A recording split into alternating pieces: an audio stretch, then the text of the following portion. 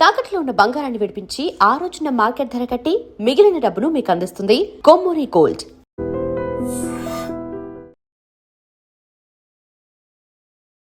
Welcome to iDream. ఈ రోజు స్టూడియోలో మనతో పాటు ఉన్నారు ప్రముఖ వాస్తు జ్యోతిష్య పండితులు, ప్రముఖ ఆధ్యాత్మికవేత్త బాలచంద్ర శర్మ గారు. మన నిత్య జీవితంలో మనకి ఎన్నో సందేహాలు వస్తూ ఉంటాయి. అటువంటి సందేహాల్లో కొన్ని సందేహాలు ఈ రోజు నివృత్తి చేసుకునే ప్రయత్నం చేద్దాం, వారితో మాట్లాడేద్దాం. నమస్కారం గురుగారు. నమస్కారం అండి. గురుగారు, పెళ్లిళ్ళు ఆలస్యం అవడానికి అసలు కారణాలు ఏవై ఉంటాయి? శ్రీమాత్రే నమః, శ్రీ గురుభ్యో నమః. పెళ్ళిళ్ళు ఆలస్యం కావడానికి చాలా కారణాలండి. ఒకటి, జాతకంలో జాతక పరంగా చూసుకుంటే కుజదోషం ఉంటే వివాహం ఆలస్యంగా అవుతుంది. కుజదోషం ఉన్నవాళ్ళు కుజదోషం ఉన్న వాళ్ళనే పెళ్లి చేసుకుంటే కానీ వాళ్ళకు బాగుంటుంది, లేకుంటే బాగోదు అనేటువంటి భ్రమలో ఉంటారు. అది శుద్ధ అబద్ధం. కుజదోషం ఉన్నవాళ్ళు కుజదోషం లేని వాళ్ళని చేసుకోవచ్చు.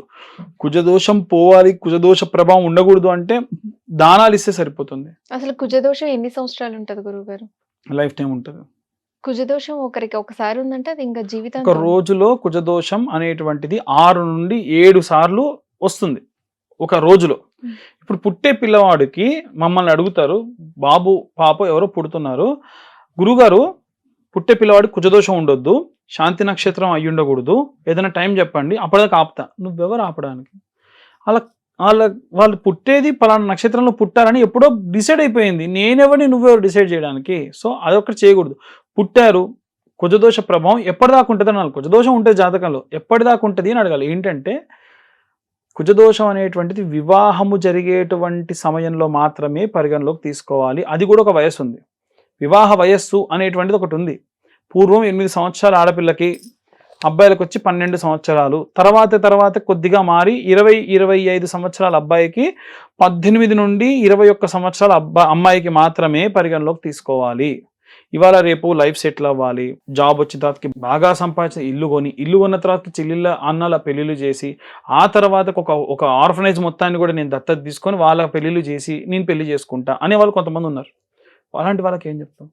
కాబట్టి కుజదోషం అనేటువంటిది కేవలం ఒక వయసు వరకు మాత్రమే. కుజదోషం ఉంటే ఏమవుతుందనంటే 7 నుండి 8 విభాగాల్లో వాళ్ళని ఇబ్బంది పెడుతుంది. ఏ వయసు వరకు పరిగణలోకి తీసుకుంటారు? అమ్మాయిలకైతే 21, అబ్బాయిలకైతే 25 మాత్రమే. శాస్త్ర ప్రామాణికంగా చెప్పింది కుజదోషాన్ని అంతవరకు మాత్రమే తీసుకోవాలి. అది కూడా ఉంటే సుబ్రహ్మణ్యేశ్వర స్వామికి అభిషేకం చేసి ఎవరో ఒక బ్రాహ్మణ్ణి పిలిచి 7.5 కేజీల కందులో లేదా కందిపప్పు దానం చేయండి, సరిపోతుంది.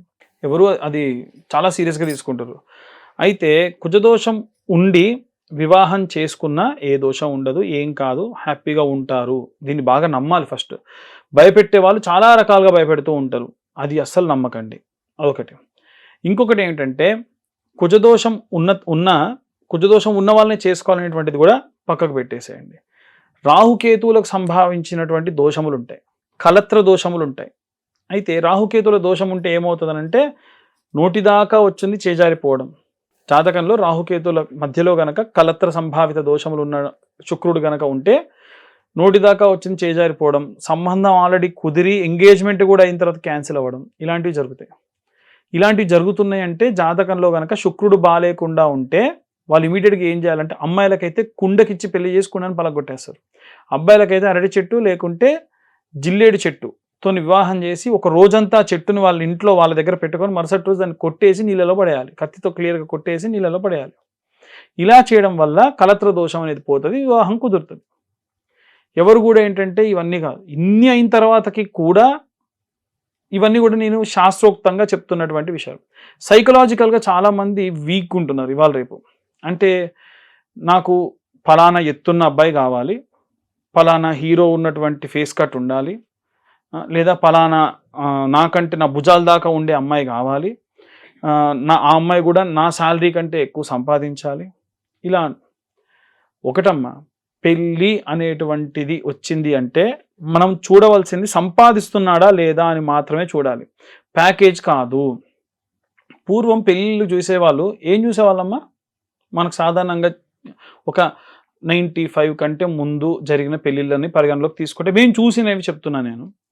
అటు 7 తరాలు ఇటు 7 తరాలు చూడాలి అంటారు. 7 తరాలు ఏముంటుంది చూడడానికి అంటే, వాళ్ళ ఇంట్లో ఎవరన్నా ఫిజికల్లీ హ్యాండిక్యాప్డ్గా రెగ్యులర్గా ఉన్నారా, వాళ్ళ ఇంట్లో ఎవరన్నా అందులు కానీ ఏదన్నా రోగంతో ఎవరన్నా ఉన్నారా, క్యాన్సర్ లాంటివి ఏమైనా ఉన్నాయా, వాళ్ళ ఇంట్లో ఎవరైనా ఎర్లీ డెత్లు అయిపోయి విధవలు ఎక్కువగా ఉన్నారా, వితంతులు ఎవరైనా ఉన్నారా, ఇవి చూసేవాళ్ళు.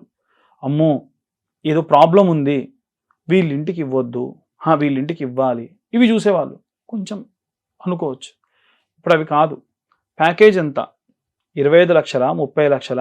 నేను ఒకటే అడుగుతా వాళ్ళని స్ట్రైట్గా, పెళ్ళైన తర్వాతకు ఉద్యోగం పోయింది, ఇప్పుడు యుద్ధ వాతావరణంలో ఉద్యోగం పోయింది, వదిలేస్తారా?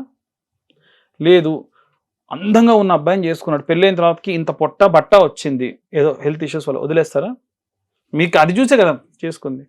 మంచిగా చూసుకోవాలి కదా అమ్మాయిని అబ్బాయిని, ఒకరినొకరు మంచిగా చూసుకొని హ్యాపీగా ఉండే వాళ్ళని కదా చేసుకోవాల్సింది. ఇది ఎవరు ఆలోచించట్లా. డబ్బు, అమెరికా, ఆస్ట్రేలియా, కెనడా, నీ దేశంలో నువ్వు బతకొద్దు, నీ దేశంలో కుల వృత్తులు చేసుకునే వాళ్ళు వద్దు, నువ్వేమో నీకేమో నీ క్యాస్ట్ వాళ్ళు కావాలి, నీ క్యాస్ట్కి సంబంధించిన పని చేస్తే మాత్రం తప్పు, చేసుకోరు. బ్రాహ్మణత్వం చేస్తున్న అబ్బాయిని అమ్మాయిలు చేసుకోరు. మళ్ళీ పెద్ద పండితుడు కూతురు అయి ఉంటుంది కానీ బ్రాహ్మణి చేసుకోరు. వైశ్యవర్ణంలో పుట్టిన వాళ్ళు ఉంటారు కానీ ఆయన వ్యాపారం చేస్తుంటే చేసుకోకూడదు. ఎందుకు? అమ్మో అసలు ఉద్యోగం కంటే వాళ్ళే బెటర్, ఎప్పుడంటే అప్పుడు హాలిడేస్ తీసుకోవచ్చు, ఎప్పుడంటే అప్పుడు ఎక్కడికంటే అక్కడికి వెళ్ళొచ్చు, వాళ్ళే రాజు వాళ్ళే మంత్రి, అలాంటిది కదా కావాల్సింది. ఇది వద్దు. అందరూ లాయర్లు, అందరూ పోలీసులు, అందరూ ఇంజనీర్లు, అందరూ గవర్నమెంట్ ఎంప్లాయీస్ ఎందుకు ఉంటారు? వ్యవస్థ అన్న తర్వాతకి అందరూ ఉంటారు కదా. ఎందుకు ఇంత బ్రాడ్గా ఆలోచించరు? ఇంత చదువుకున్న మనం ఎందుకు ఆలోచించరు? ఈ ఆలోచన విధానం కూడా ఒక కారణం వివాహం కాకపోవడానికి. ప్రతి నెల 100 మంది పెళ్ళిళ్ళకి సంబంధించి పూజలు, మొక్కులు, దారుణం అమ్మ.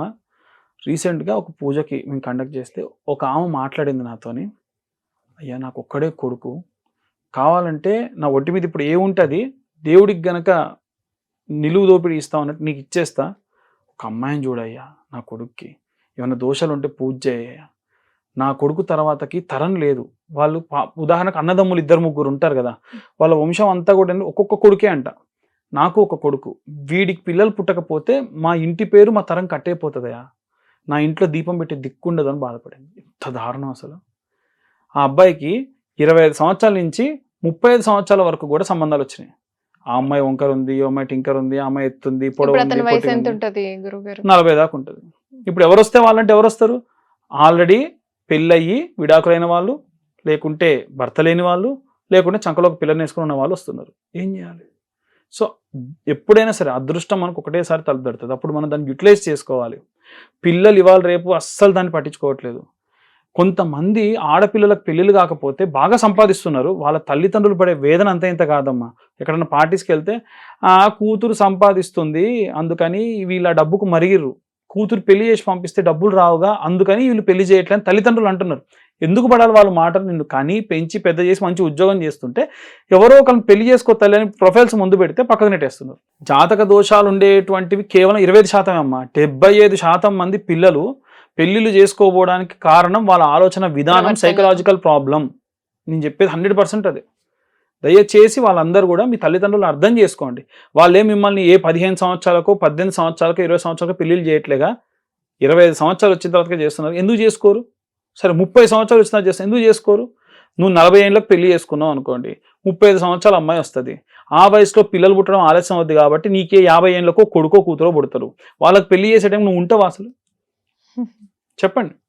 సో మనం ఆలోచించాలి, ప్రిడిక్ట్ చేయాలి, మన ఫ్యూచర్ గురించి ఆలోచించాలి. నువ్వు 25-26 సంవత్సరాలకు పెళ్లి చేసుకుంటే నీకు పుట్టే పిల్లలకు సంబంధించి మంచో చెడో చూడాలి అని అంటే నువ్వు ఉండాలి కదా.